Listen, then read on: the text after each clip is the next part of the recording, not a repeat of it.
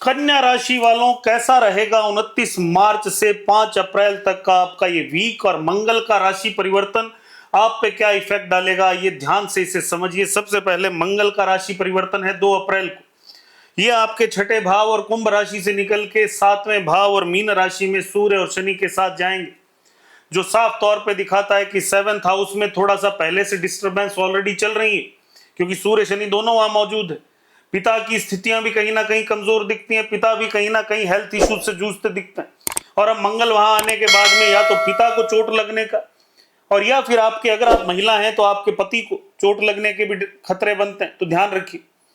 बेटा अगर आपका छोटा है तो उसका भी ध्यान रखिए, किसी भारी चीज से चोट ना लगे। तो ये अपने आप को ध्यान में रखना होगा। अग्रेशन बढ़ेगा, आपस में वाद विवाद बढ़ने के पति पत्नी में इस सप्ताह और विशेष रूप से इस पूरे महीने आपको ये दिखेंगी। मासिक राशिफल में इसे और डिटेल में पढ़ेंगे। चंद्रमा जो है इस सप्ताह की शुरुआत में आपके 12वें भाव में केतु के साथ, जो ये दिखाता है कि मन ऑलरेडी उचाट है, मन आइसोलेशन में चल रहा है, मन अकेलेपन में चल रहा है, और ये अकेलापन आपने खुद बनाया है। ये जो आपने अपने चारों तरफ एक आइसोलेशन क्रिएट किया है, ये आपने खुद क्रिएट किया है, क्योंकि केतु हेडलेस है। विचार ऐसे जिनका कोई आधार नहीं, क्योंकि उसके पास दिमाग ही नहीं। तो जब शुरुआत के दिनों को, 2 दिनों को छोड़ के जब चंद्रमा आगे बढ़ेगा, तब जाके जब वो लगन में जाएगा, हालांकि यहां भी मूड स्विंग ही क्रिएट करेगा, लेकिन फिर भी आपको कुछ समर्थन, कुछ सपोर्ट मिलते हुए दिखेगी। हालांकि राशि के अनुसार देखूं तो इस समय चंद्रमा के दोनों तरफ ही कोई ग्रह नहीं है, तो चंद्रमा इस समय अकेला ही घूम रहा है। तो आपका मन, और आपका ही नहीं, इस समय सभी का ही मन अशांत है।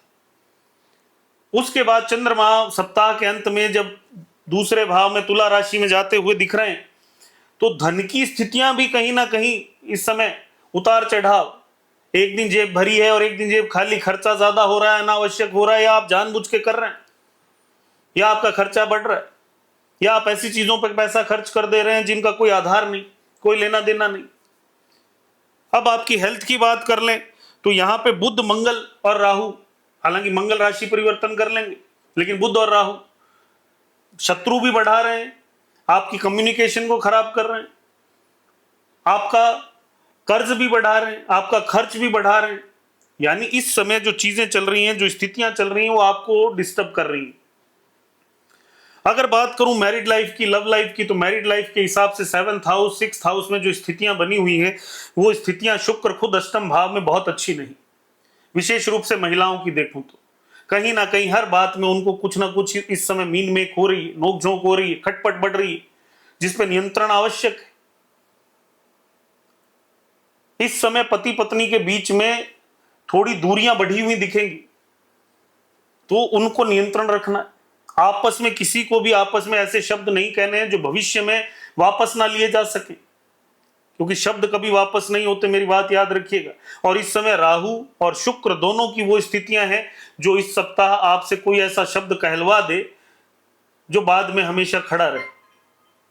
लव लाइफ की बात करूं तो इस समय हो सकता है कि भाई आपको कोई ऐसा प्रेम संबंध देखने को मिल जाए जिसके साथ आप कुछ समय के लिए भौतिक रूप से सुख प्राप्त कर लें, लेकिन सच्चाई ये है कि याद रखिएगा, ये सिर्फ आकर्षण और बाहरी सुख है, शारीरिक सुख है, ये आपका सोलमेट वाला कॉम्बिनेशन नहीं।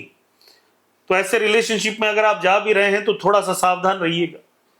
क्यों? क्योंकि ये आपको बाद में जरूर इसका रिजल्ट बड़े लेवल पे शनि दे देंगे। तीसरी बात है जॉब और कैरियर की। तो जॉब और कैरियर की अगर बात करें तो जॉब और कैरियर में कहीं ना कहीं इस समय आपको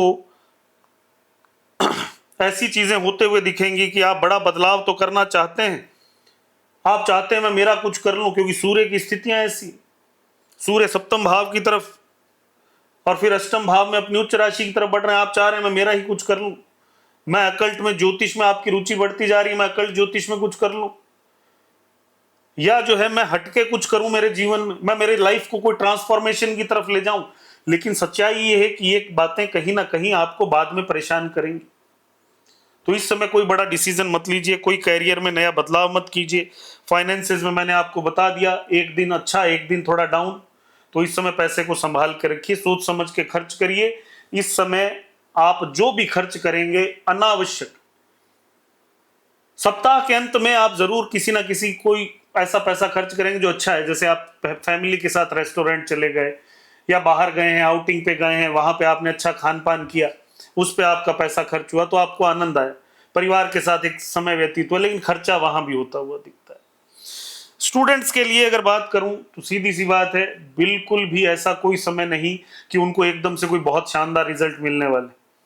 हाँ, अगर कोई व्यक्ति मेडिकल फील्ड या लीगल फील्ड में है तो उन्हें थोड़ा सा फिर भी रिजल्ट उनके फेवर में दिख सकते हैं, अन्यथा नहीं है इस समय ऐसे कॉम्बिनेशन जो बड़े रिजल्ट आपको दे दे। तो धैर्य रखना है, पेशेंस रखनी है, फोकस बनाए रखना है। रेमेडी क्या करनी है? एक पीला रुमाल हमेशा अपने पास रखिए।